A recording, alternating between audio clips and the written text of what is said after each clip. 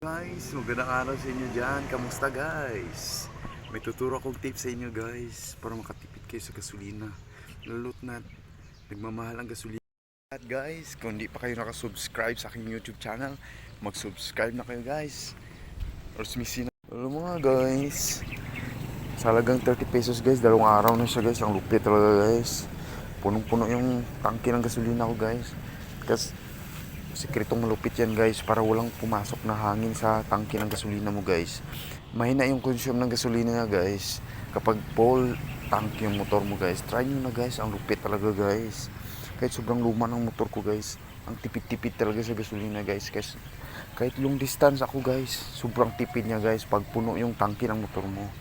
Tested and proven ko na to guys.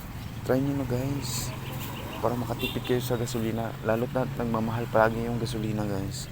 Hindi talaga kayo magsisi. Salamat sa panonood guys. Ingat kayo. God bless.